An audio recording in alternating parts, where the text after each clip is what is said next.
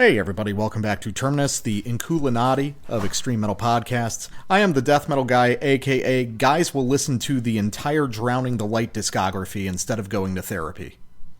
That would take a long time. I am the black metal guy, aka mini balaclava for my cock. That's good, just one eye hole. Yeah, I'm taking her to the militant zone. I've actually, oh god, are you allowed to have sex? I mean, I don't actually, probably not. I know they booted Famine for being too cool. So, right, yeah.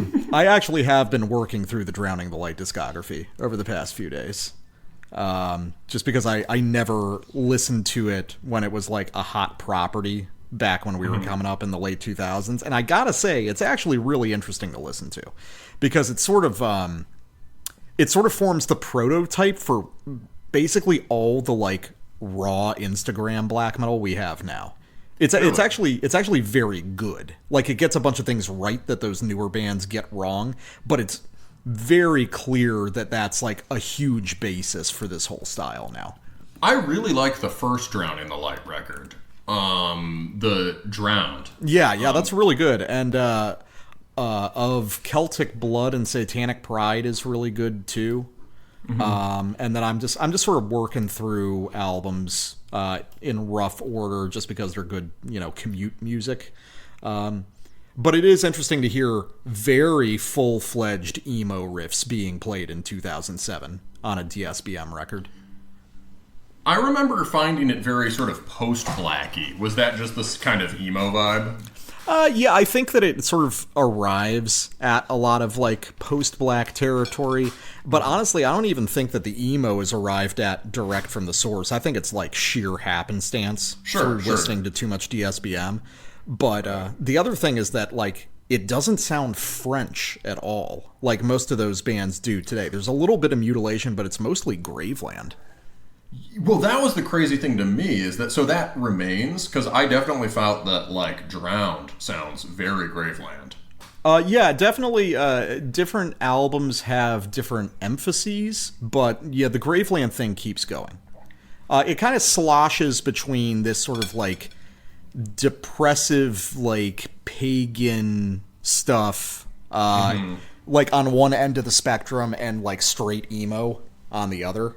And then, albums pop up at various points along that gradient. But no, I'm actually having a good time with it. More than I thought that I would. All right. Do we have any announcements, condemnations? Condemnations. I'll just do a repeat spam thing. If you listen to this on... I think most of our listeners do not use Apple Podcasts, but if probably you do, not. No, I've actually like looked at the stats on the site. It's like probably a quarter of them, which you think it might be more. But if you do use Apple Podcasts or whatever, or any of these other services, please leave us a review. It helps convince people that we're a legitimate outfit. No, we're certainly not doing total war on extreme metal journalism.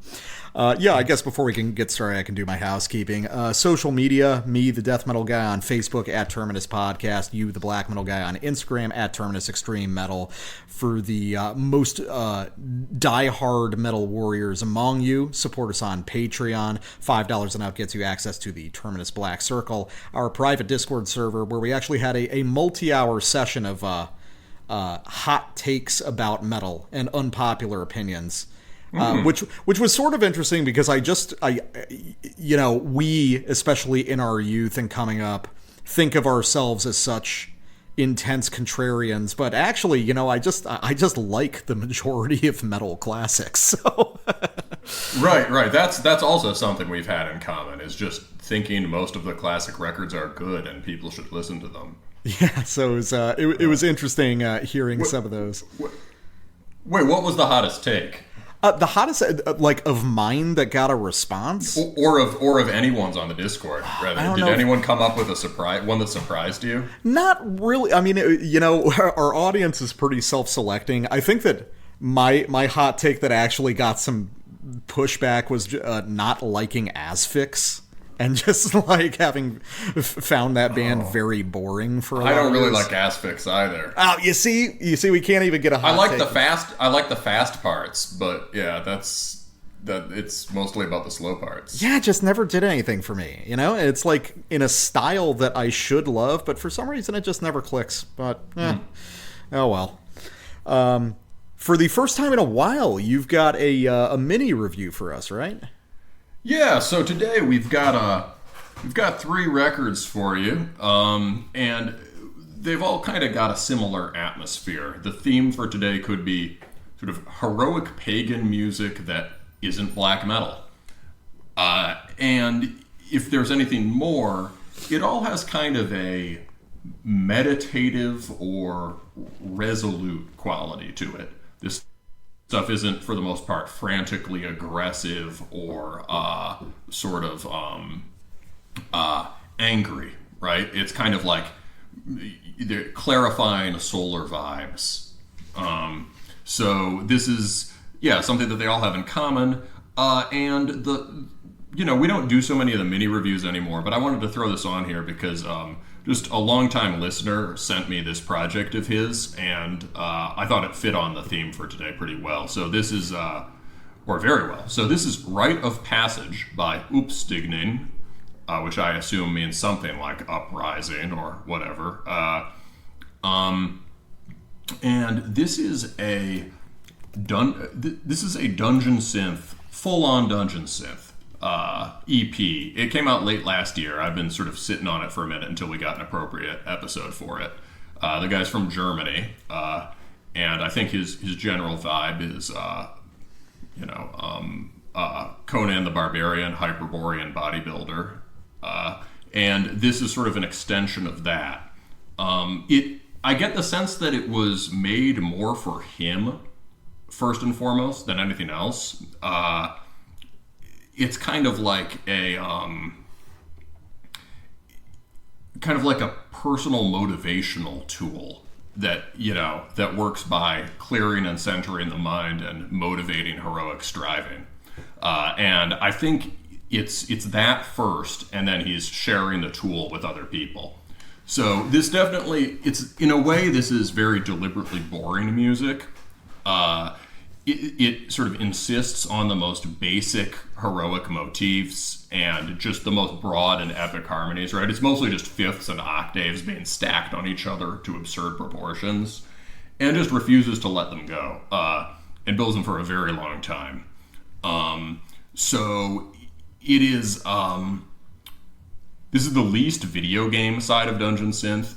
It's probably, and it's also less like martial industrial than I expected, right? I might have, since for someone who's a metal guy, I might have expected more sort of something more like the Syndexioi record we're about to review, right? More just, crashing drums and martial bombast.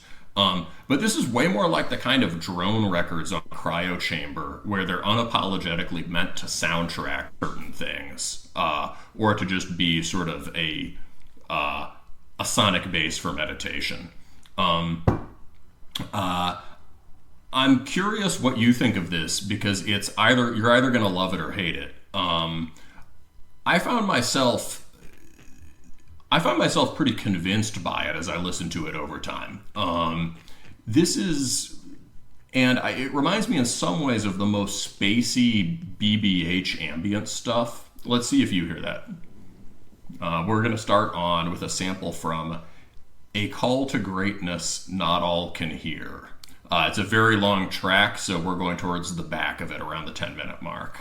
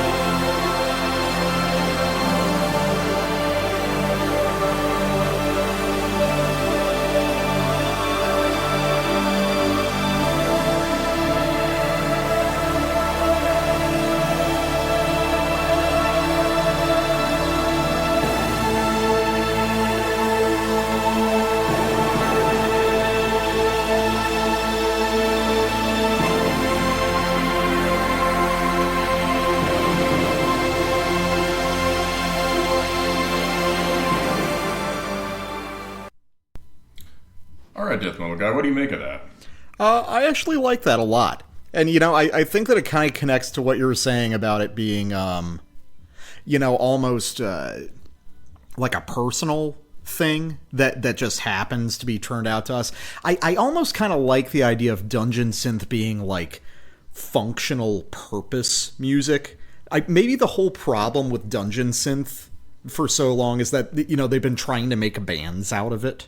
Or I kind of like the idea of like, this is my meditative music that I will allow you to hear, or this is specifically music for the background of your Dungeons and Dragons campaign, or stuff that is like purpose built.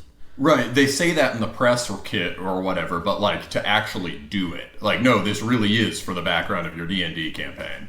Yeah, and I think that's cool. It's funny, since I talked about it, it kind of reminds me of some of the stuff I've heard off Drowning the Light, because he does a lot of these sort of ambient synthy things. Mm-hmm. And the melodies that he uses are the most stock things in the world. The most stock sort of like, DSBM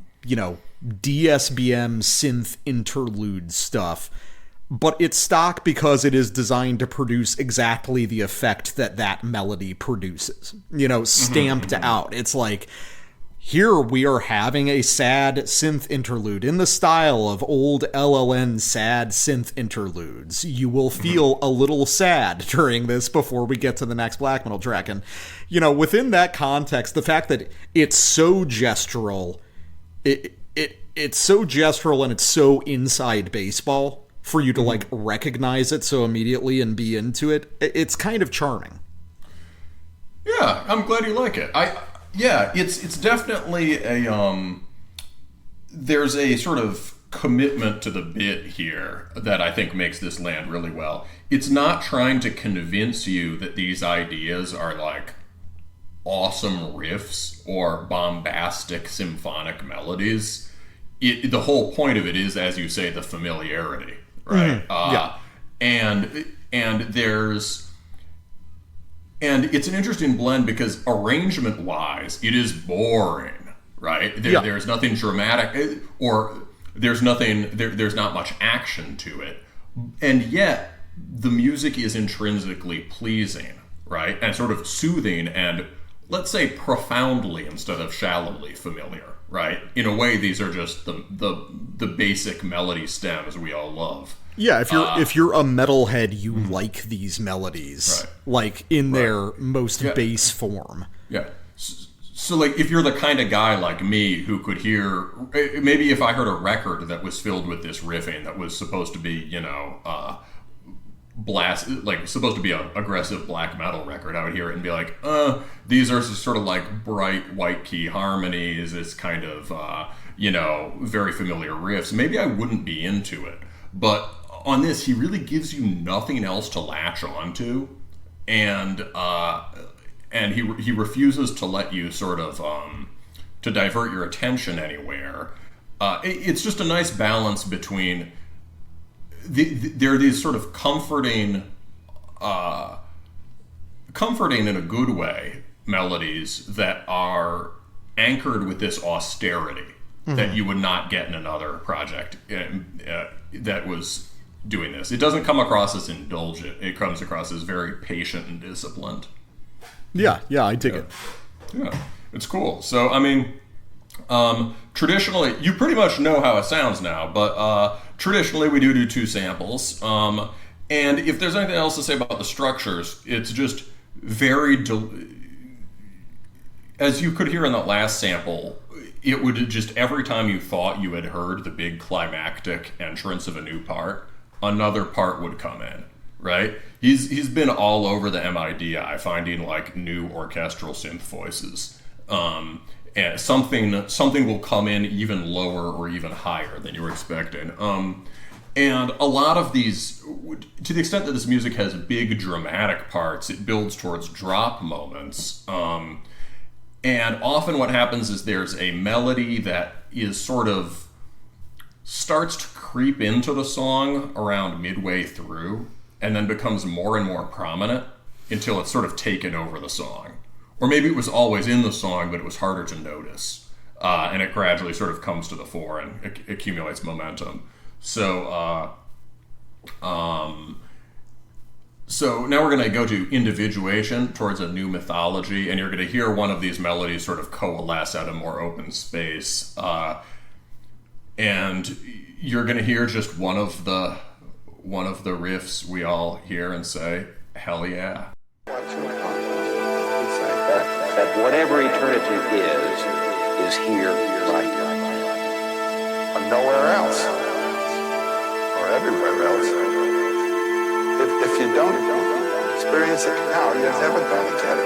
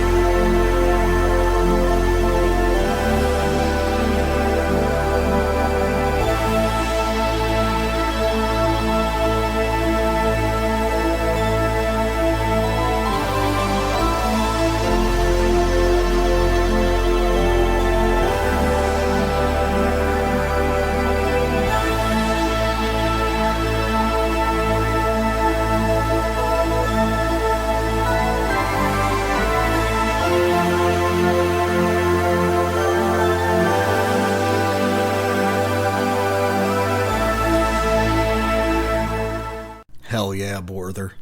Hail! This is Brandon from Cromlech, and you're listening to Terminus.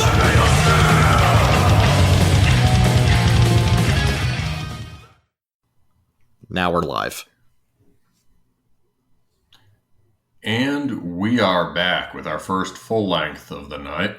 This is Syncretic Sovereignty, the long-awaited sophomore record from Anahata. This is an independent release. And we last heard from Anahata in May 2021, which is just when we as a podcast were sort of finding our stride. And this was a record that record, Auspicious Atavism, is one we really liked. Yeah, it ended up on both of our end-of-year lists, I believe. Yes, very, very pleasant discovery. And Auspicious Atavism was it was a unique record. It was, as you indicated, a lot of the core reference points are like old school muscular power metal, stuff like Jag Panzer or Manila Road, the heavier Manila Road stuff. But then at the same time, there's a much greater polish to it, kind of like you get with the sort of revival bands like Visigoth, and a speed and aggression that showed these guys were, all well-versed in extreme metal. And also maybe a bit of a latent metalcoreism, both in terms of the polish and some of the beefy, almost breakdowny sections. Yeah, it's got kind of like a 3 Inches of Blood quality, which is a band that we both praise a lot on the show. Yes, and like Anahata, 3 Inches of Blood were from Canada. Yeah, for sure. So it is it was remarkable for how sort of direct it was, right? As you noted in our notes, the center of the lyrics was basically just getting jacked and killing monsters. Yeah. Yeah, I mean, that was like the centerpiece. Son of Steel is still like the coolest song of all time. It's actually Strength Through Steel. You're having a Mishima Freudian slip. No, I was going for Son of Steel, but it is, yes. No, but it's, yeah. Yeah, Strength Through Steel is that's the highlight of the record. Still. Yeah, that's so. There's a cool thing that happens with the lyrics here, where there in the background there's a very serious knowledge of sort of comparative mythology and Indo-European lore and a sense of how Greek and Norse and Celtic and Indian myth relate to one another. And if you look for it, there's a deep understanding of sort of paganism. However, all of that is worn very lightly in the way that I think is important with extreme metal and presented in the primary mode of heavy metal, which is retardation. Right? So it's all of this stuff is processed and delivered in a way that is immediately accessible to people whose only familiarity with the heroic ethos is playing a lot of Dark Souls. Black metal guy, can you teach me how to wield the weapons of the shining stars? Hone for me, the ancient cleaver of the gods. Yeah, absolutely. 'Twas a cold, dark winter night, and the frost was biting deep. I swung the hammer till the age of 14 winters old. So many notable quotables. I was playing that in the car for my girlfriend the other day when we were driving, and it's like that's one of the cool things about that first record is like it's got immediate appeal even outside of metalheads. It's got this, I mean, I think the Visigoth comparison is good because Visigoth is another band that I don't know. I've heard a lot of conflicting opinions. I like Visigoth a lot. I was listening to them the other day. I think it's really fun. But I think I'm a Visigoth. I think like there are problems with Visigoth, but it's obviously awesome. Who does? You should like Visigoth. Yeah, no, I think that Visigoth, like that first Anahata record, like Visigoth, has this like immediate bracing, stereotypical in a good way, heavy metal quality that makes it immediately appealing to even people outside of the genre, which is pretty neat. You don't see that a lot anymore. Yeah, for sure. And I suppose another important feature of the band is that these guys know whereof they speak and are very serious about walking the walk. So the vocalist, Johan, I think lifts boulders and works in a forge. And and Kyle, the guitarist and drum programmer and main songwriter, is a extreme mountaineer. So there's a great focus on fortification of the spirit through the body and putting your money where your mouth is, which is commendable. So this record is a serious, not sidestep. It's like it's an attempt to build on auspicious atavism, but in a kind of unexpected way. Basically, this is much more like polished, heavily progressive power metal. And what that means is the song structures are blown wide open. That sort of directness of heavy verse chorus attack is replaced with much more expansive, sprawling 7 to 8 minute songs. The sort of driving 4/4 or crushing triplets replaced with sort of more complex rhythmic ideas that might basically be in familiar meters. There's not like odd time stuff, but there's tricky rhythmic stuff going on throughout that we both noticed. And a focus also on liberating the vocal lines from the constraints of heavy metal convention, which we'll talk about more. And so some of this ambition is proggy, and some of it I think is coming from an extreme metal background. Mm-hmm. And the result is a record that is a lot more atmospheric, maybe. And has a lot of melodic and harmonic depth in it, but is definitely sort of lowers the quotient of glorious stupidity that we loved about the last record. And I think for both of us that was a huge draw to the band. So yeah, I'm like, we both liked those songs. However, this new record is something that through repeat listens has grown on us a lot. And I think we both really like this one too, right? Yeah, I've ended up really liking this record. In terms of direct comparison to the first one, I don't know, maybe that'll shake out some time from now, but I think it's more of an apples and oranges situation. When I first listened to it, I was pretty taken aback at the circuitous nature of the music, I guess I would call it. It's this is much more difficult to find footing in compared to the first record. It's structurally deliberately challenging.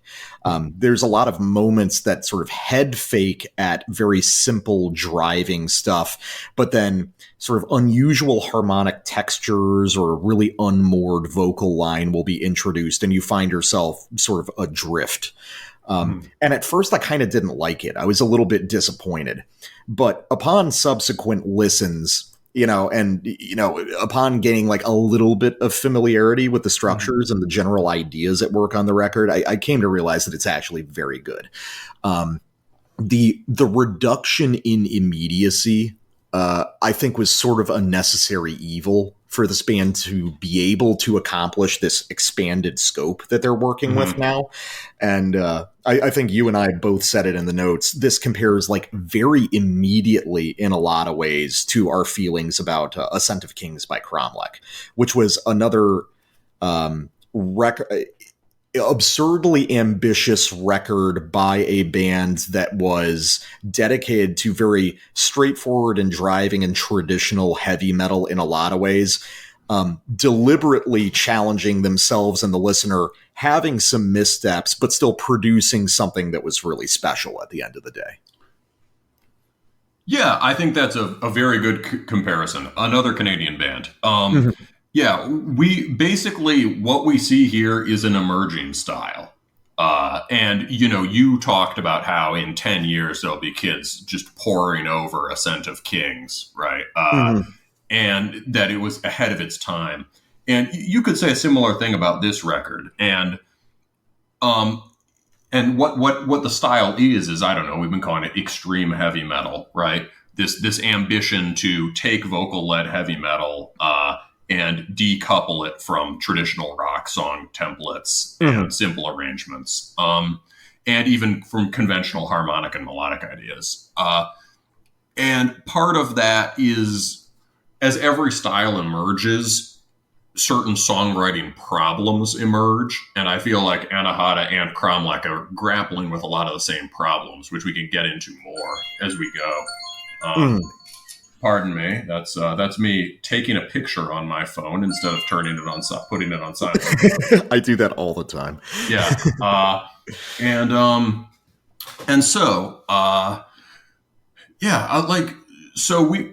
I think as far as like limitations of this one, we could briefly mention the first two songs and then get into the samples.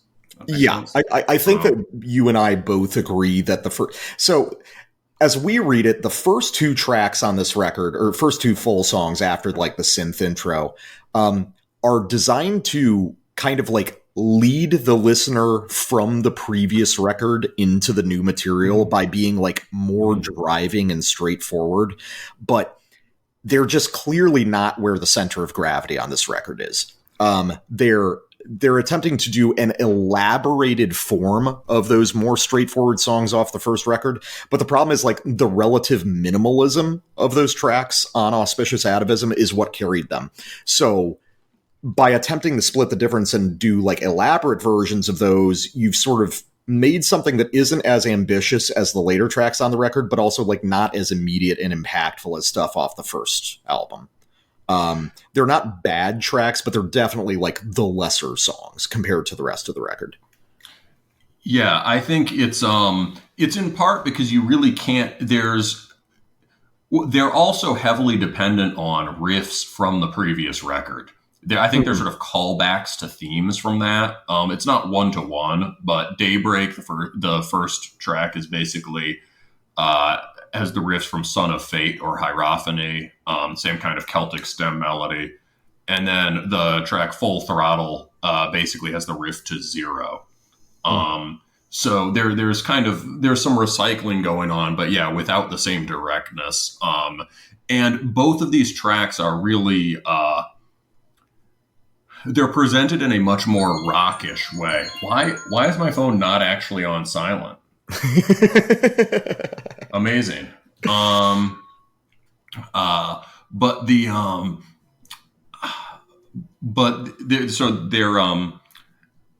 They're rockers, right? Basically, they sound more like hard rock tracks in their overall effect, and I think that puts them sort of out of joint with the medieval and mystical atmosphere that this band usually goes for, especially on all the other tracks on this record. Right. Yeah, no, I agree. The first record had a pretty varied content, thematic content. This is a lot more concentrated on this sort of mystical and occasionally sci-fi leaning, broad heroic stories. And yeah, the more just sort of kicking ass and taking names heavy metal stuff just doesn't work quite as well here. For sure. Well, speaking of sci-fi inflected heroic stories. My segues. This is how you can tell I'm a professional. My ability to segue stuff like this. Yeah, let's go to the first sample. So I think we both agree the record really kicks off with the third track, Quantum Kshatriya. And I had to look it up. Kshatriya is apparently the sort of warrior aristocrat class of traditional Hinduism. This song is where my ears really started to perk up, and I started to get more of a sense of what this band was going for on this record after being let down a little bit by the first two tracks. Here, you'll get a pretty good microcosm of this album when it's firing on all cylinders, and there's some pretty involved structural stuff to talk about, so let's give it a listen, and we'll get into it.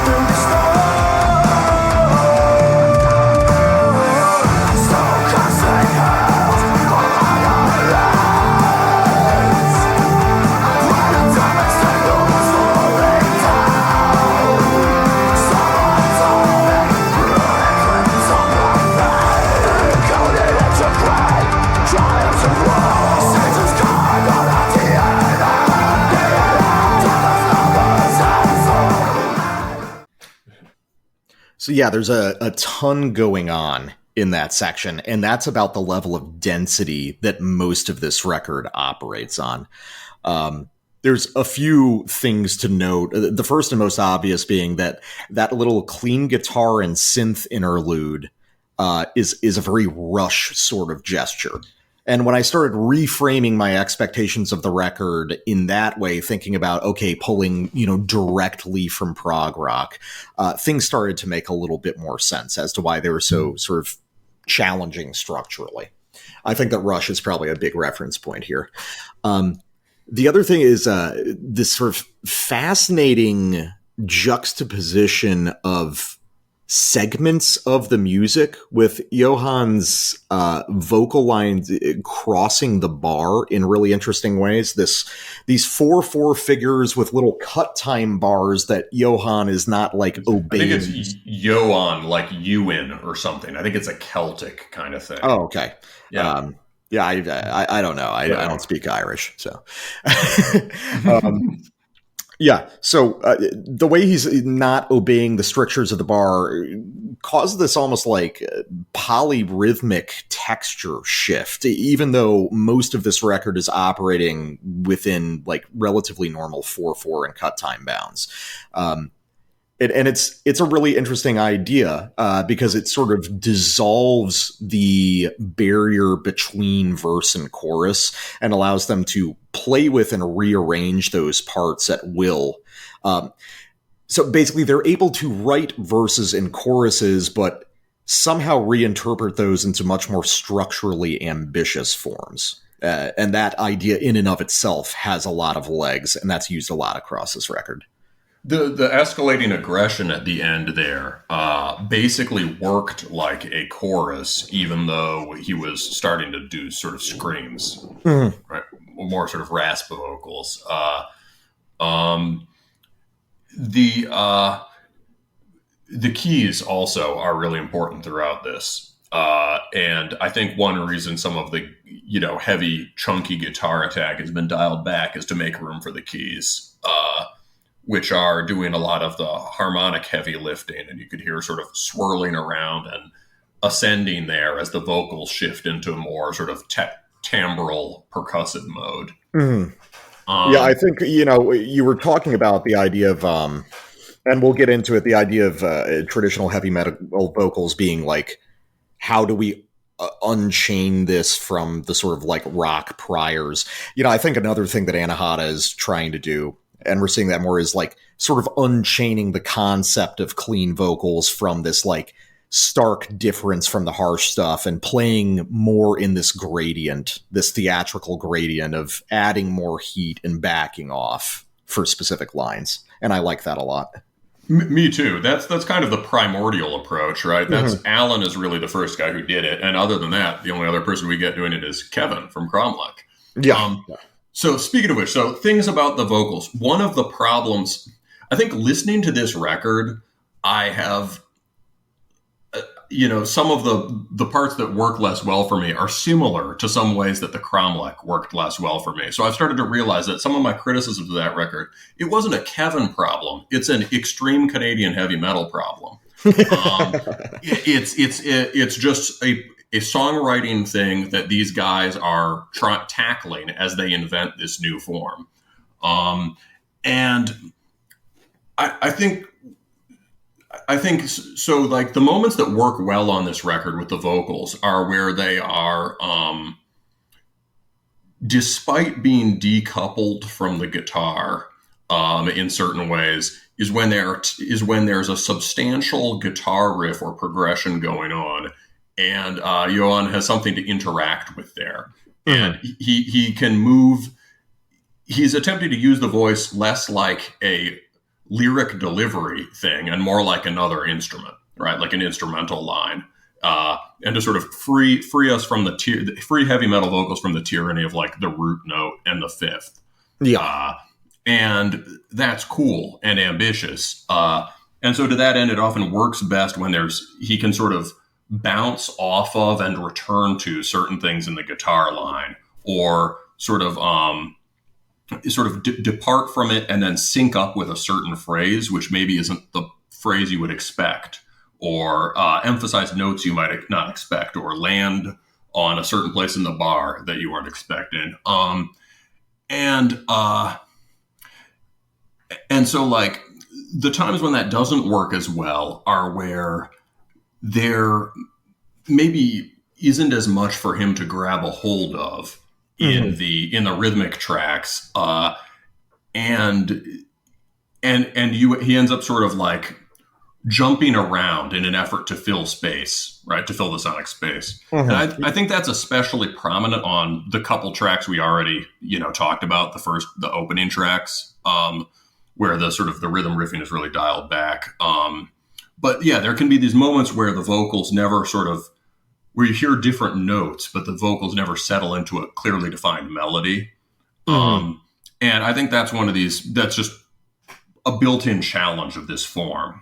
I think, I guess to elaborate on that, I think that basically what happens is that, traditional heavy metal structure, like if you listen to Old Maiden, the parts where Bruce is at his most dynamic are the moments where guitars are most pared back, because, they don't really want the riff and the vocal to compete with one another. But here, the idea is sort of different. The vocals are relying on these elaborate node networks of notes to provide islands to jump off of, So the parts where the vocals work the best are also the most lush and intricate guitar moments, which is like a radically different way to approach that relationship. And like you said, I think there's like issues with it. They're still like feeling it out, but I think that's a really exciting kind of advancement for this style and something that I haven't really seen elsewhere.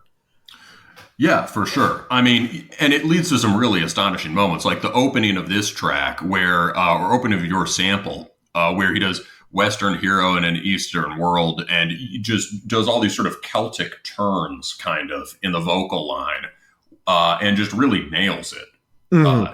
Very, very cool, and nails it without it turning into like neo-soul melisma. Right? There's some very like virtuosic vocal performance here, and this guy has crazy pipes, which is a similarity to sort of Visigoth and Cromlech or whatever. And that's the other sort of challenge of this style, is that is figuring out what to do with the vocals, is that traditionally, sort of the more manly and robust heavy metal stuff relies on guys who are not trained vocalists and just have powerful voices, right? Which means the vocals can be a little wonky at times, and that's okay. Nobody cares. But for a band like this or Cromlech, right, you no longer want to have like the sort of wonkiness of a Crystal Logic or whatever, right? You're sort of trying to push the envelope of what you can do on a songwriting and production and arrangement sort of level, and it means that figuring out how to do that with like self-trained vocalists is its own kind of challenge.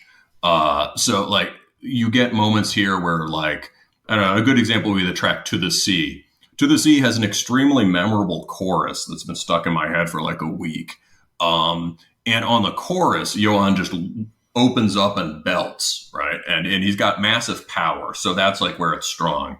But then in moments like the beginning of To the Sea, where he's got to sort of sing a fairly intricate melody locked in around the riff, he's singing it quieter and the pitch kind of wavers, right? And that's kind of inevitable, right? That's just kind of like the heavy metal vocalist thing, unless you're Iron Maiden or, I don't know, these days, like Unleash the Archers or something. Yeah. Right? Something much more sort of corporate, basically. It's the heavy metal vocal challenge of how do you push this sort of rough-hewn DIY vocal approach to the next level, right? And, in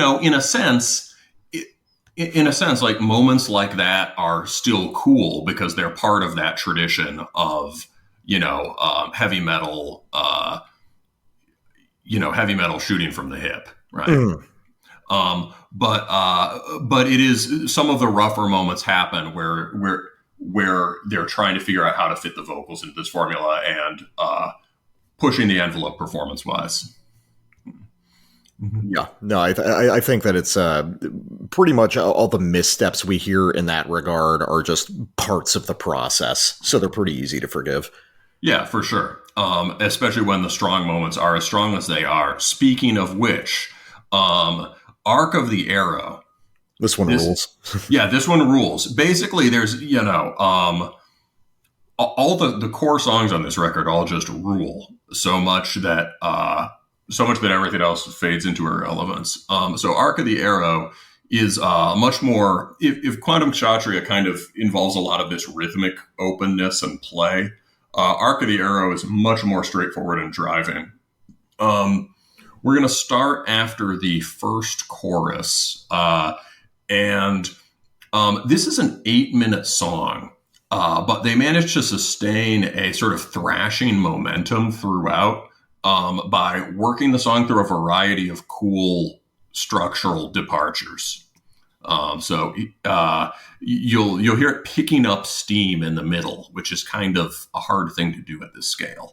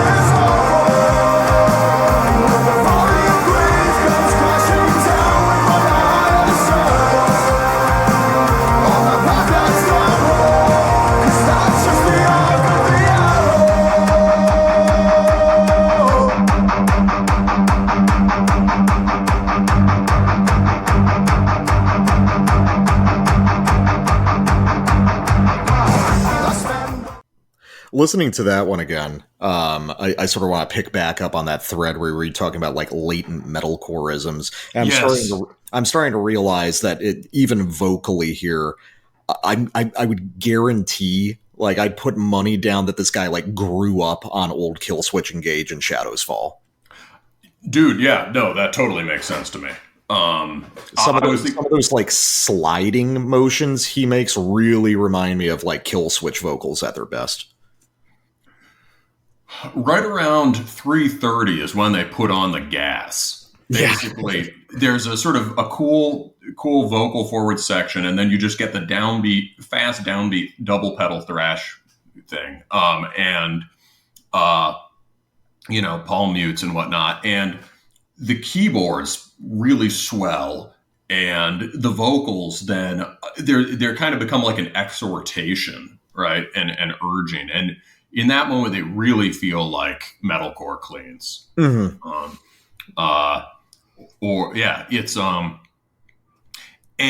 It's an interesting kind of section in a sort of heavy metal song because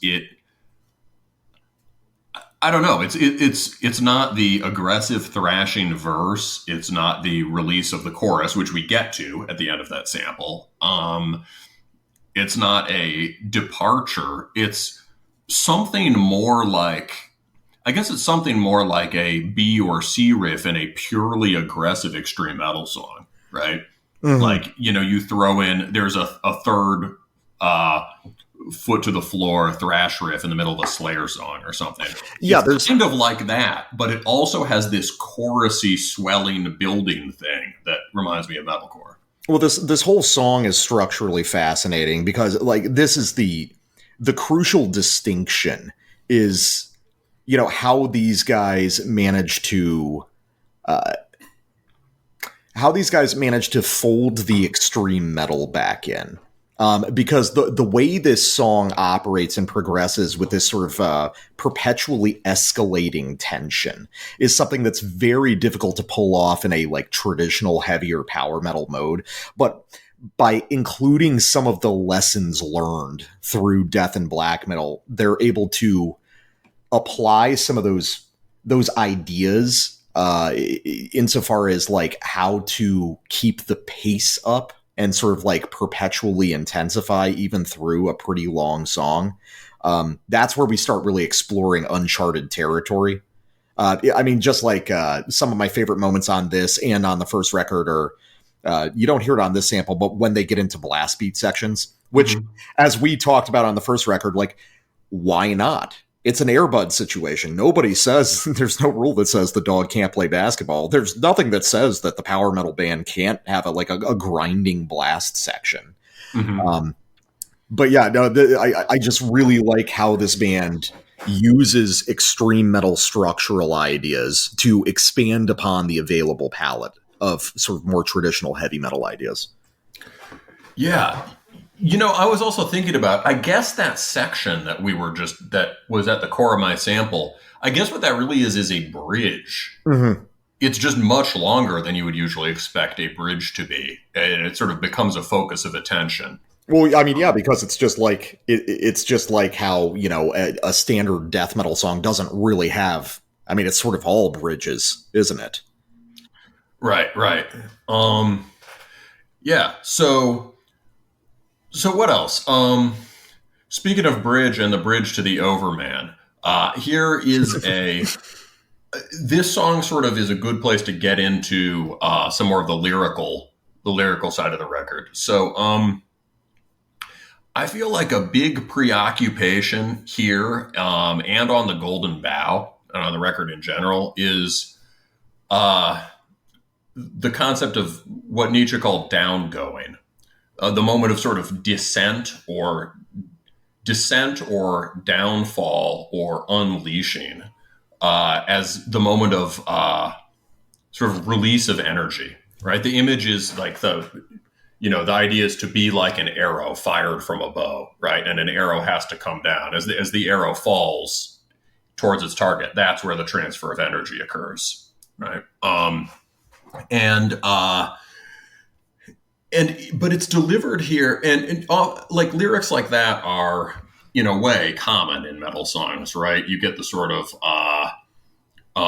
you might have the sort of Ragnarok approaching song, right? You're sort of girding yourself for the final battle, or a song about sort of self-sacrifice, or, you know, the sort of the ritual dimension of sacrifice, sort of katabasis, descent to the underworld, and you return with knowledge and power, right? It's a kind of metaphorical death, or, you know, Odin's sacrifice of himself to himself, right? He's killed he kills himself and rises again. But the inflection of this track, and I think of this record in general, there's something a little more practical and immediate about it. Because here the idea of downgoing is more about affirming the inevitability of failure and the possibility of defeat, exhaustion, loss, or death, and acknowledging that that's all it's the price of heroic striving, but more than that, like, it's an inevitable part of it, and it's okay. Here they're talking about grim themes that you would find in a black metal record, but with a kind of nonchalance that's specific to heavy metal, right? You're never going to hear Enslaved say, "'cause that's just the arc of the arrow," right? And I think that's part of where the the sort of the fitness goon aspect of the record kicks in. is that these are really written with a motivational and inspirational bent to the lyrics. Yeah, and this overall lyrical theme is something that was heavily explored in Ascent of Kings. You know, you can really pair those records together so well, and this is sort of like that's the more like aristocratic, deliberately operatic version, and this is the more, this is the working man's blue collar version. Right. This is, this is slapping you on the back and saying, you'll get him next time, kid. Because that's just the arc of the arrow. Yeah. It's basically, so the lyrics, I can read a little bit of the lyrics. The chorus. So the chorus for this one is, this life was never said to be easy, so slake your blade. Bind your wounds in the night, every night after night until the night is over. When the folly of grief comes crashing down, we find our highest selves on the path that's narrow, because that's just the arc of the arrow. I like that. That's a lot of fun. Yes. Yeah. It's encouraging and wise. And there's a similar idea that closes out the record on Golden Bough, which is the rites of the slain were chanted through pain, as the living were felled in the mud and the rain. The brooding heart of noble ire, the thunderous thrum of noble sons, to die with steel while bathed in mud. This is the creed of noble blood. Ooh. I really like that. That's an interesting. Yeah. There's a lot to unpack there, as they say. There's a lot of interesting ways that's playing around with sort of metal ideas of aristocracy and elitism. Yes, that the truly lofty moments are often the ones that appear to be anything but. Mm-hmm. And next, ascend higher and higher, so that in your fall you may burn brighter than any who came before. Lighter, so that in your dreams wake you will be reborn again. Mm-hmm. So nice. That's the Nietzschean idea of lightness. Combat with gravity through a lightness of spirit. The idea that even the fall is a sign of greatness, right? The height of the fall attests to the greatness of the hero, and the cyclic possibility of rebirth. But so those are some of the themes they're exploring here. And now we want to go on to the song that is obviously the center stage and masterpiece of this record, which is that track, The Golden Bough. The Golden Bough rules. Speaking of cyclic, here's some sick licks.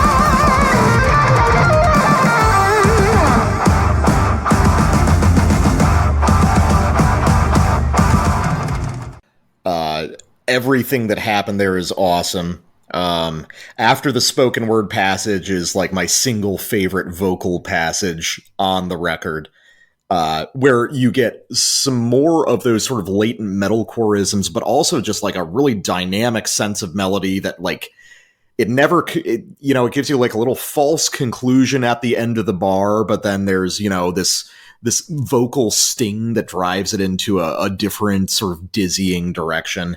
All the riffs are fantastic, especially the riffs over those blast beats.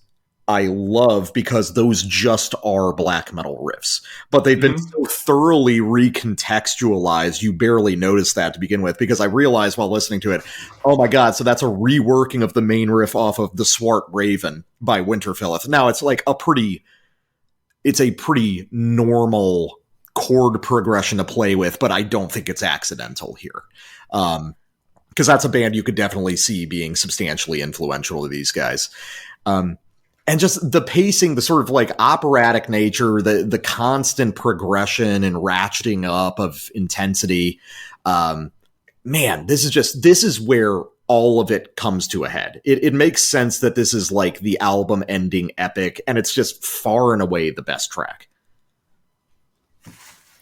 Yeah, I mean, if this is an indication of where they're going, that is really good, because this track, ideally, the third record will have the immediacy of the first record and the expansive quality of this one. But like, there's no lack of immediacy on the Golden Bough, right? Yeah. It's more grandiose and, it's more grandiose, but it's not any less direct. This is where it all comes together. Yeah, that melody, as you say, the core vocal melody on the chorus, do do do do do do do do. I mean, that really that is certainly not a sort of rote heavy metal melody, but it still has the immediacy of something. It still has the still has the simplicity and directness of something you could sing, right? But like a folk melody. It's a really good, I don't know. There's, it doesn't sound like he's singing a guitar line. It just really, I don't know. Do you know what I'm trying to say? It's a simple melody, but there is it has the quality of like coming from a proper singer who actually, understands the timbre of the human voice and how to use that in effective ways and how to do things with the voice that are unique to it, that are not merely the domain of other instruments. For sure. And, there's some of that off-time stuff you were talking about here. In this one, I'm pretty sure the chorus starts 2 beats into the measure, or the vocal line starts 2 beats into the measure. And then you get that interesting trailing off effect at the end of the line, where it's like the vocal hangs on longer than you expect it to. And then it takes a minute. The guitar and the vocals go out of sync and then link up again in an unexpected way. That part is really cool. And I don't know. Another funny thing about that chorus is throughout this record, you will hear things that sound like relatively normal metal lyrics. So like if you hear the chorus, you might think, okay, it's something like, this is where it meets the end. One more golden bough to carry. This is where Aeneas began. Brought the golden bough to Charon. Oh, okay. These lyrics are really autistic. Yeah. Right? But he makes, instead of making them sound like a mouthful, he gives them he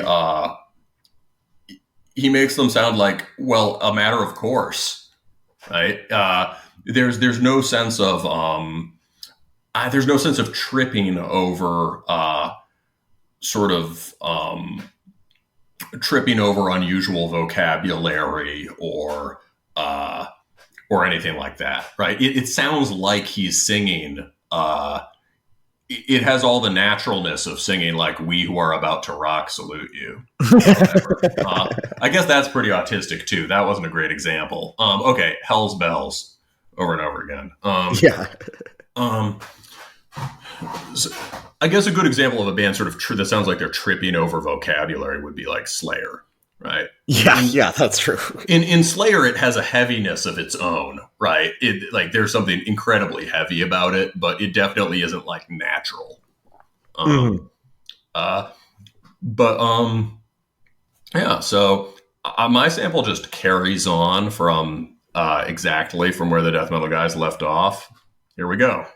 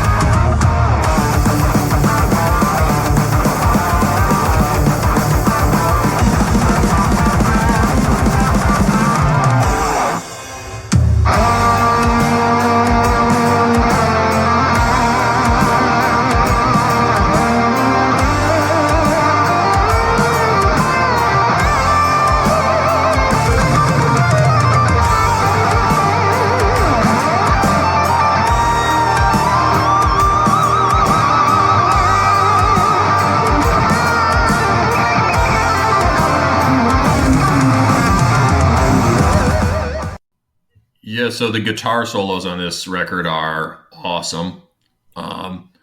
They've expanded the role of the solos. The soloist is Jack Heath doing the leads. Every solo is worth listening to and memorable in its own right. They're all kind of distinct from one another. There's a lot more attention for that, but more than that, I just want to talk about that Slaughter of the Soul riff. That's a beat that sort of like you take the thrash beat, but you make it into a 6/8 thing without doing the usual sort of like 6/8 lope that we get. Without doing that, you get that's awesome, right? And we all know that's the Slaughter of the Soul beat. And there's a sort of thrashing Melodeath riff in the same vein that is awesome. I mean, that's my favorite guitar riff on the record. It's so fast, I'm not even going to attempt to hum it. And the thing he does at the end, he does 1.5 reps of the main riffing idea. And then the second turnaround is just this extraordinarily elaborate, this kind of like just massive leaps on the fretboard, just like a sort of a chord progression kind of thing happens at the end. Sort of like a step pattern ascending. And it happens so quickly and covers so much vertical space. It's really cool. And as that last turnaround happens, you get blast beats again. So there's a switch between trade between thrashing and blasting, and from this really locked in kind of narrow aggressive riff to this sort of sprawling progression at the end of it. Really, really cool riffing. And the vocals over that are also, the vocals there are close to the sort of auspicious atavism vocals. Sort of like locked into the riff, more aggressive, but still with a clearly marked melody. Yeah, I mean, I love that part, and I would love to hear more riffs like that. That's a very good example of like using extreme metal technique in a heavy metal context. I'm gonna go pick up a big rock.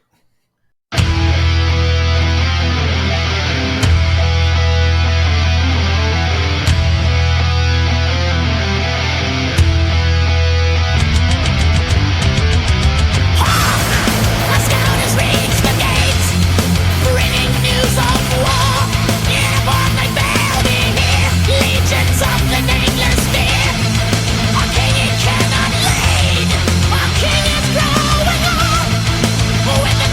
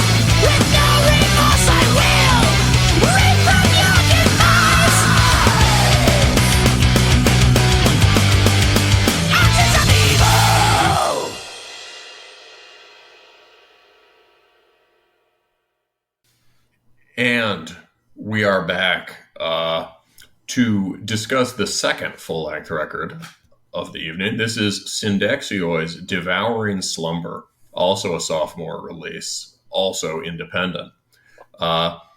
This one is a real fucking time warp, man. I swear it was like last year we reviewed Soul Begrothed, the first one. That was 2 years ago. What we did that one on, we paired that one with some weird Blazebirth Hall worship kind of stuff, and did an episode kind of about extremely spacey ambient black metal. Mm-hmm. The first one is a really kind of original style. I know that it's probably rooted in summoning, as you pointed out in the review, but summoning pushed more towards martial industrial or kind of dark ambient music, in part through a really weird, murky production. These kinds of like scything keys. The music was the theme for the project is the late Roman military cult of Mithras, right, which is a deity sort of imported and mutated from the Persian religion of the time to become more like a sort of a solar war god whose major myth is his slaying of a bull. And this cult was big with Roman soldiers. And it was, the interesting thing was that despite the kind of solar warrior vibe, as the album cover of mottled blood red stained with shadow suggests, the record took a much darker approach, maybe capturing the way in which the rites of Mithras were carried out underground. Right? This is, and maybe the image of the descent of the sun into the underworld and out of it again. Which is catabasis, which is what we were talking about on the last review. Like Anahata, Syndexioi is kind of stern, heroic music that doesn't really have that much to do with black metal. On Soul Begrothed, the black metal connection was pretty strong, especially to the most drony and repetitive and weird aspect of black metal, maybe the most non-metal side of black metal. On this new one, Devouring Slumber, that's basically gone. And Syndexioi sound more like a heavy metal band, but also more like pure soundtrack music. Mm-hmm. And the sounds are pushed, instead of this sort of muffled obscurity, the sound is much clearer. It's much more bombastic. And it sounds, you can hear a more recognizable link to something like the Gladiator soundtrack. Yeah. So someone in the comments has, a perceptive comment. He doesn't like the record much. He says, too much like a movie soundtrack for my tastes. Some might like the epic feel, but it's too theatrical for me. Well, fair enough, man. That's your taste. I think this record's awesome. What about you? I think this is the, for two records by the same band, like back to back, that we've covered on the show, I think this is the biggest leap in quality that I've heard. The first Syndexioi record I sort of like basically didn't like. Like, I was not offended by it, but it had almost nothing to do with things that I'm really interested in. Mm-hmm. This record fucking rules, and it might end up on my year-end list. So what makes the difference for you? So the first Syndexioi record very deliberately trades in a sort of like murky, grumbling minimalism that I can occasionally get into, but in the case of that record, it was just a little bit too plodding for me to really find a lot of interest in.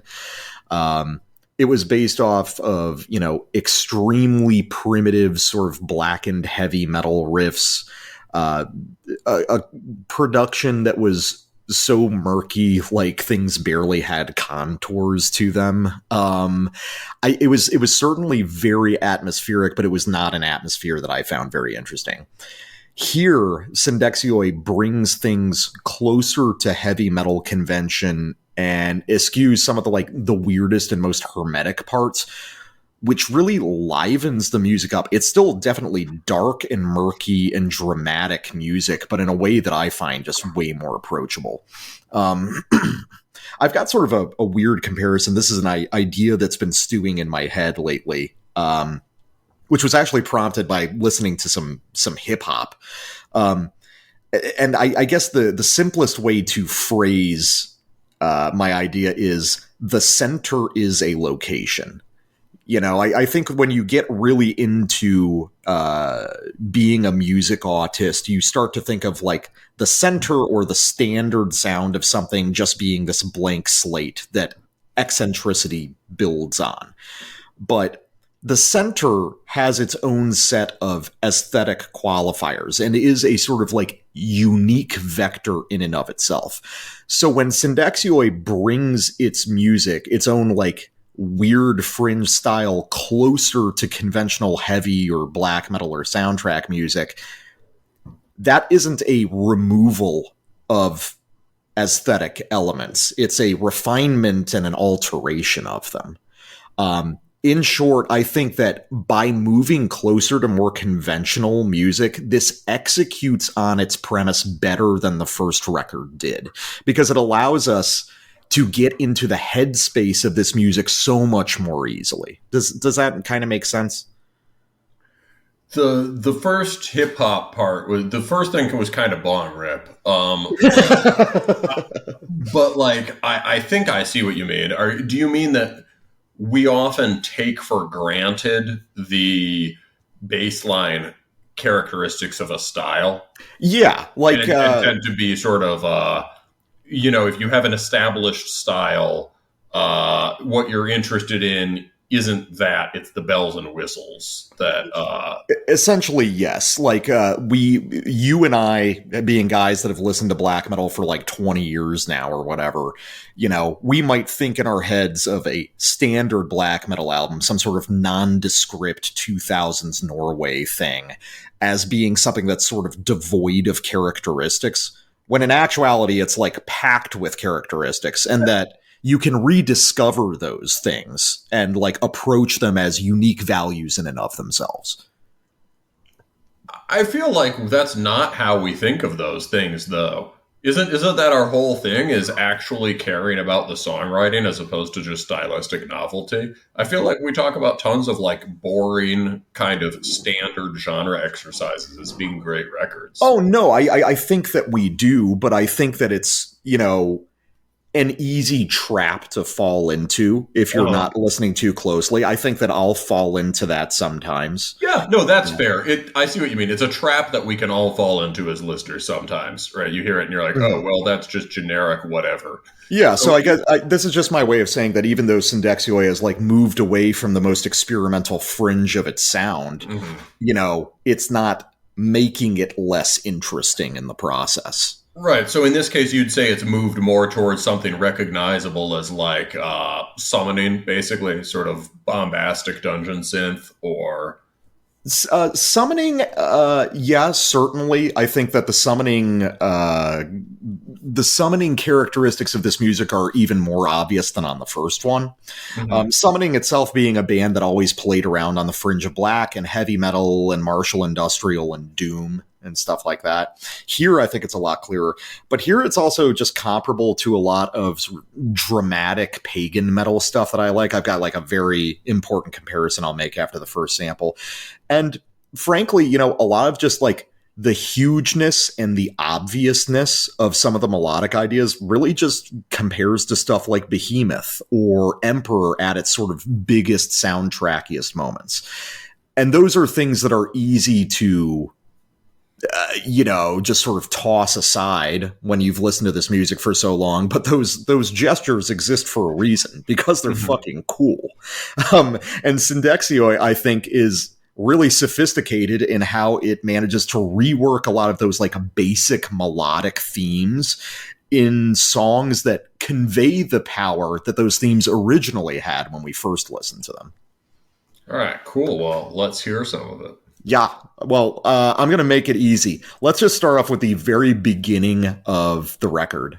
Just starting from 0, Blades of Akragas. This is how you open a fucking record.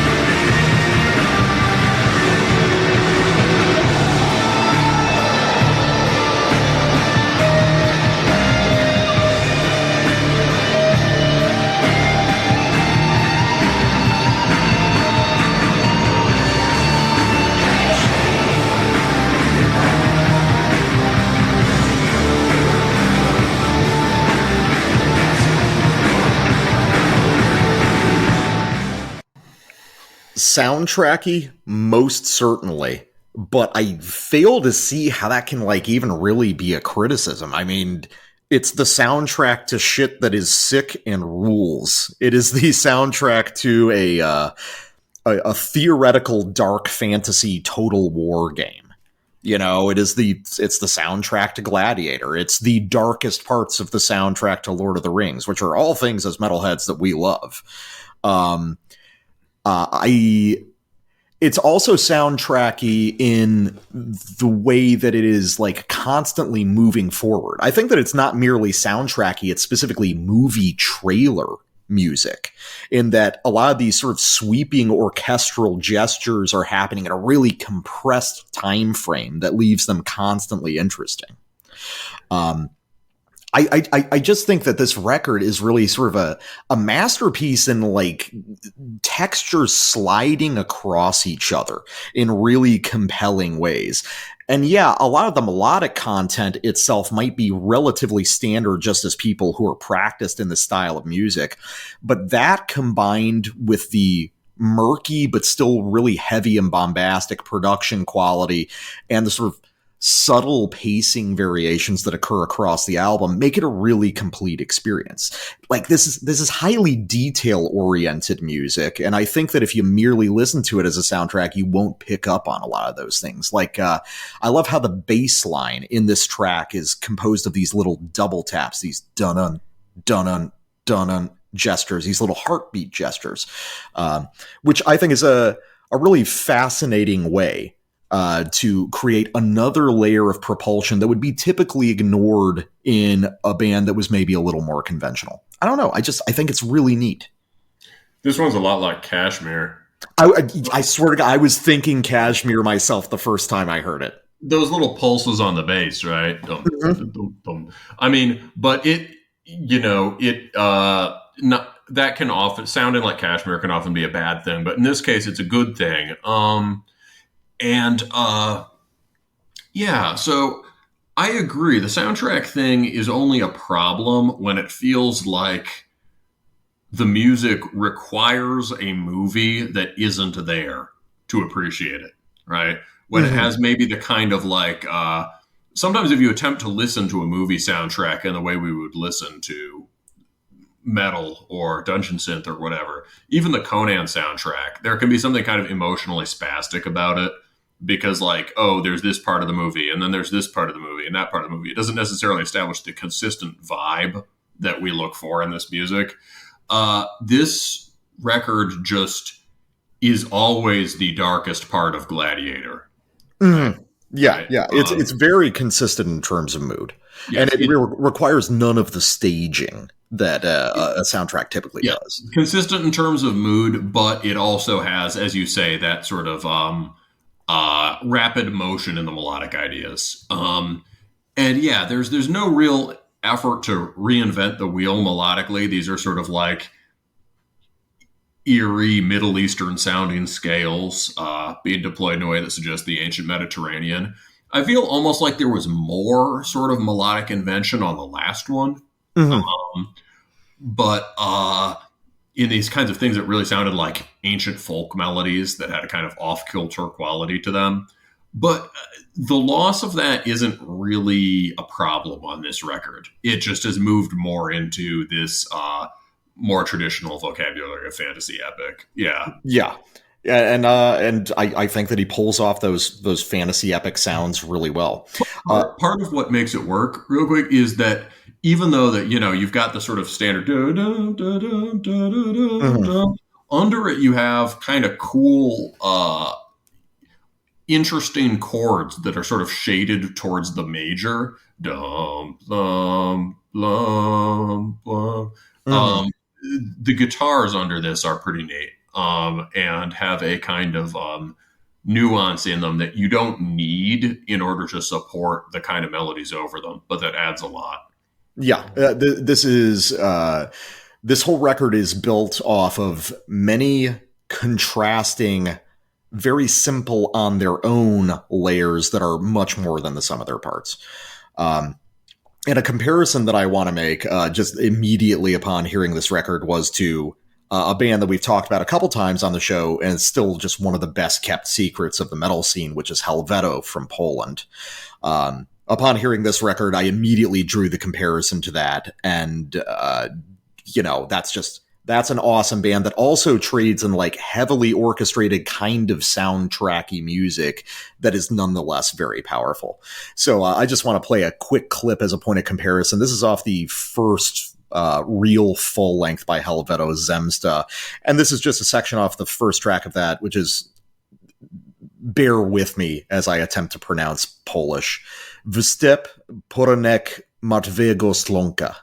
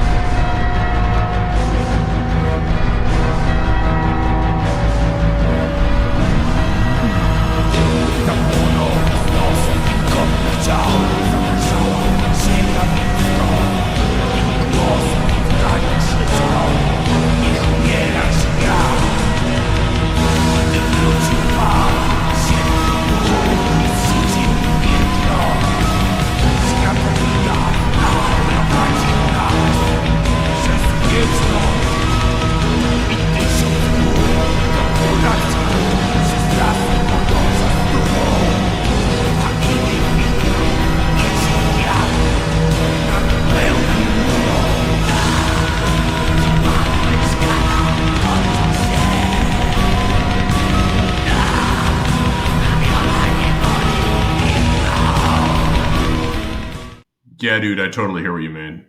Yeah. It's I had to hunt around a little bit to find something that was like sort of Helveto tends to trade a little bit faster than Syndexioi does, but that's fairly comparable. And you notice that in the Helveto, none of those melodic gestures are really surprising. Those are all pretty stock melodic gestures, but the way he arranges them in these incredibly elaborate networks of orchestral layers is really exciting in the same way that big movie soundtracks are. Yeah, another similarity might be the industrial aspect. Yeah. The importance of that drum machine.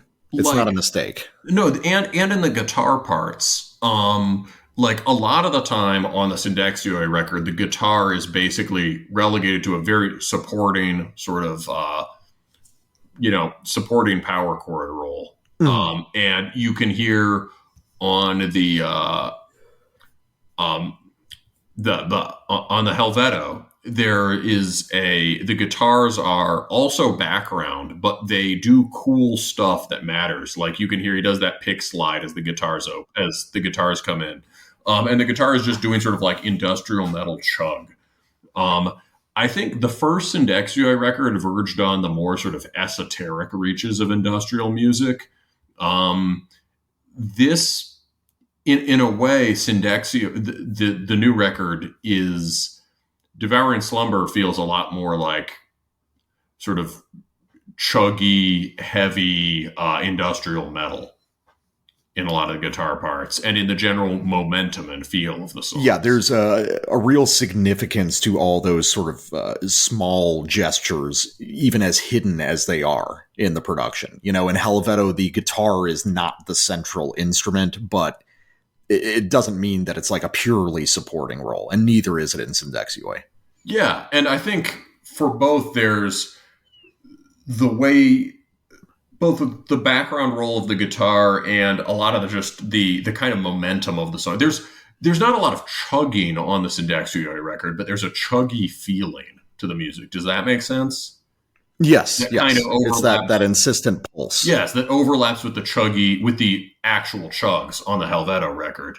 And it feels like maybe there's been a shift. The first Syndexioi record verged on the more esoteric realms of industrial, right? Sort of Marshall Industrial, drone, all that. This one, it's like the more exoteric industrial, like big, beefy industrial metal from the early 2000s, and the aspects of it that crept into the sort of trench coat black metal. Helveto and Syndexioi in this way both feel have this kind of industrial metal vibe. Yeah. I think that the merging of those ideas, you know, this sort of soundtracky thing with this industrial quality is something that is sort of unique to metal that has emerged over time. And I think it probably bears further investigation by more fans. You know what it sounds like? It sounds like the new metal part of the 300 soundtrack. Oh, yeah. It's awesome. Yes, which is awesome. Yes, this sounds like the 300 soundtrack. It sounds like a more highbrow version of the Scorpion King. Yeah. It has latent Godsmackisms that are actually welcome. Yeah. So, well, my sample is from the end of that song. I think both of these records today have very clear, just decisive big songs that we can all agree on. It's been a while since we both sampled from the same song. And so on this one, the first track is just awesome. And as much as you like the beginning, I feel like this one ends really strong.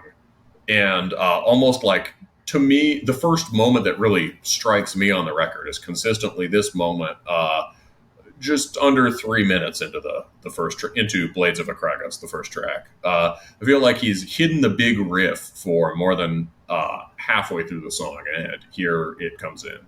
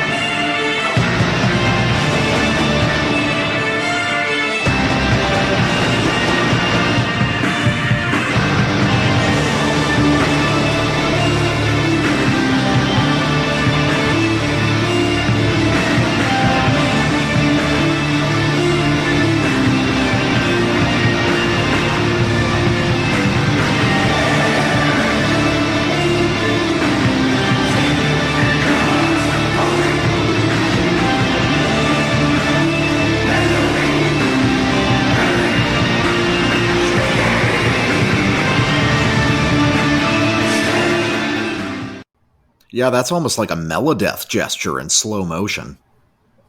Yeah, I guess that is a Melodeath riff. Yeah, it's like we always say, quantity is a quality all its own, and the way Syndexioi reinterprets a lot of the stuff in this like achingly slow fashion. I mean, this is as much like a Doom record as it is anything else. And the recontextualization. Sorry, go ahead. You picked up on a latent Doom tendency in the last record, and I think that's maybe even stronger here.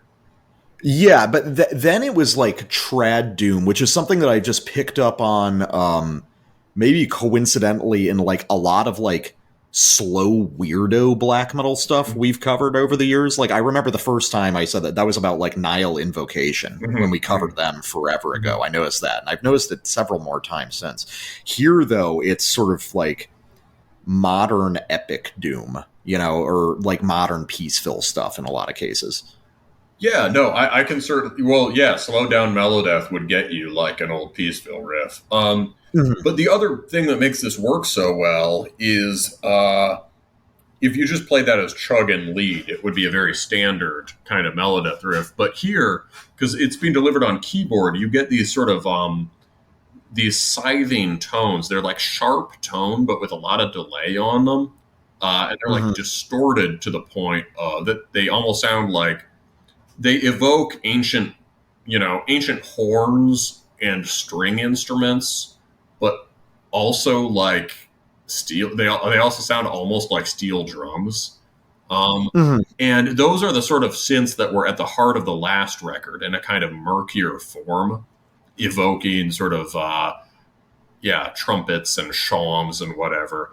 And here, they're still here. They're not quite as prominent, but it's good to hear parts like that, where you get these, as that riff goes on, you start to hear the notes hanging over and interfering with one another as it goes on, and you get this really cool swirling kind of sound to it.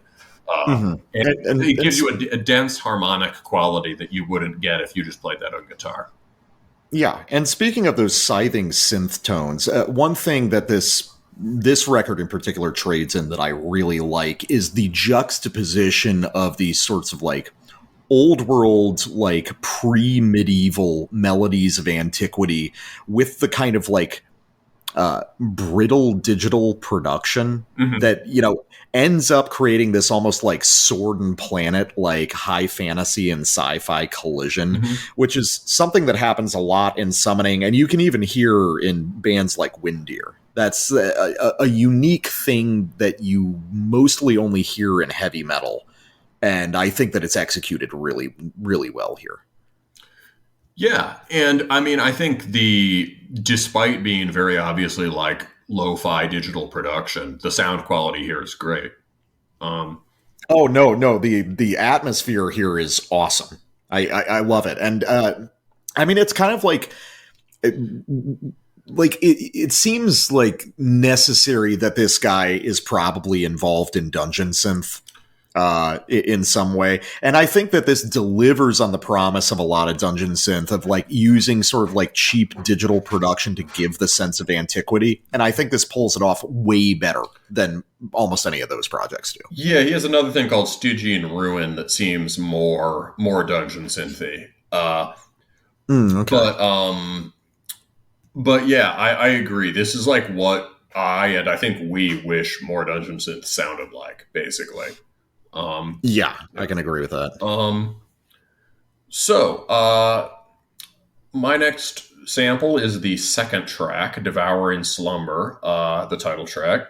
And yeah, I chose the one with the big summoning hook chorus thing, but it's really good.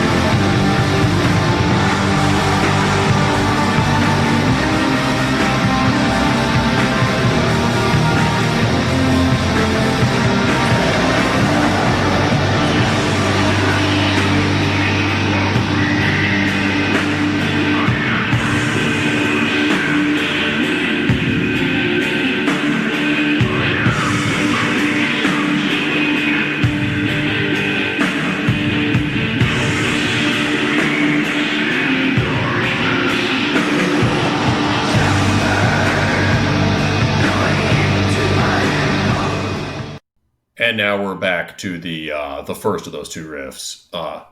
So in that moment where you could hear it all drop away, in that sort of drop out with just the guitars there, you could hear underneath all that orchestration, it's a Satanic Warmaster riff. Yeah. But one that is reshaped in a really cool way by being slowed down and by being set to this sort of strangely accented triplet, or strangely accented kind of 3/4 drum beat that Syndexioi have inherited from Summoning. Yeah, I think, and while I was listening to that, I think that it's worthy of mention that Syndexioi actually sounds pretty close to Summoning in a lot of moments, where most bands that people describe as sounding like Summoning actually sound like Caladan Brood. Right, and there's none of the stuff that annoys me about Caladan Brood here. Yeah, that I love Caladan Brood, but Caladan Brood is a pop take on Summoning. Yeah. There's like dense, fleshed out, real black metal harmonies here, and you can hear it in the rhythm guitar part, which is just sliding Franco finished chords, but delivered with this this sort of rhythmic heft that you could only get in something that as slow and syncopated as this. And over that, then you get just this vast, sweeping synth arrangement, and then after all that, you get the chorus, which focuses more on the keyboards again, right? Dum, dum, dum, dum, dum, dum, dum, dum, dum, dum, dum, dum. Oh my God, that's awesome, right? That's just that is a great, noble fantasy melody. Well, yeah, it's basically Over the Misty Mountains. Yeah. And you just like it's that's awesome. So apropos of the more black metal subtext of this in that sort of like Finnish style rhythm work, one thought I had is an interesting fact is Syndexioi is from Norway. And if you're from Norway and you want to play something like black metal, maybe one way to get out from under the sort of the burden of legacy in that country is to play something that's not really black metal, right? Play like something like this, that's sort of industrial dungeon synth, heavy metal soundtrack music. This guy's the fact that this guy has other dungeon synthy projects, it seems like a way of continuing to draw on the spiritual core of black metal without either being sort of cursed to retread 90s Norway stuff or sort of conspicuously adopting another country's sound, right? You know, it'd be, if you heard a Norwegian band that just sounded Finnish, that might be kind of lame, right? Yeah. Well, I think another possible take on it, just looking at, I was paging through this guy's other projects now that I guess he's like revealed on Metal Archives. And in addition to the more dungeon synthy project, it appears that this guy's background is like mostly death metal, which is interesting to me, which suggests, you know, a different sort of take on this, which is the way death metal guys perceive black metal in a lot of ways as a particular kind of fantasy music, which I think is really interesting. No, that makes sense. And it's like when he wants to do driving aggressive guitar riff music, he's playing death metal. And then when he wants to occupy that more sort of atmospheric fantasy territory, he does this, which is kind of like black metal. Yeah, it's sort of like how we've talked about my distinction with black metal, where I don't go to it for aggression or like heaviness, so I am biased towards stuff where that's not the priority. So another sample from me. I think that one of the stumbling points on the first record, at least insofar as my appreciation of it went, was I didn't feel like the stretches of ambient stuff were as well integrated on that record as they are here. Here, the more dark ambient leaning aspects just feel like they connect a lot better to the main material of this record. And I'm not exactly sure why. Maybe you have a theory on that. I don't know if it's that there's less of it or that it's like the dark ambient that is here feels less dungeon synth interlude-y and a little bit more naturalistically incorporated into the whole. But overall, I just feel like the ambient sections land a lot harder than they did on the first record. So I want to go to a track called Aeon, which is a very short song toward the end of the record. It's like almost an interlude track in that it's essentially a one riff song. But I think overall, it just hangs together so well. It really sticks out as a memorable part of the record for me.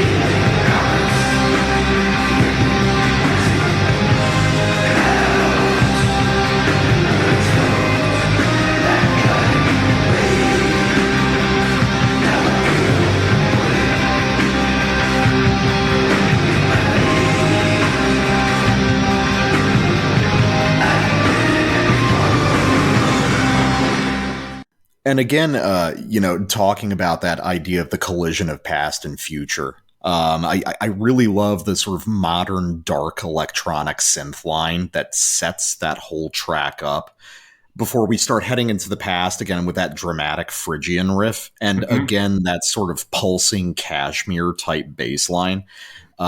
It's like you're setting up sexy vampires at the beginning, and then it crashes into much weirder, more austere territory after that. It's just so neat. That's what I keep coming back to on this record is like there's, you know why I like this record so much more than the first? This one's so much more playful. Okay. I think that's the big quality. It's like the first one is cool in this. I think that the self-seriousness of the first one might be something that held it back for me. This one really loosens up and plays around with its constituent elements a lot more. And I think it was just very freeing for the project as a whole. Well, yeah. I mean, the first one was very solemn, right? It still had this quality of like celebratory music, but like ritual celebration. I know what you mean. Like, I still really like the first one and might prefer it just because of how weird and mysterious it is. But I get what you mean about the playful quality here. And this is also a standout track for me, as short as it is. That Phrygian riff is awesome, right? And the way that it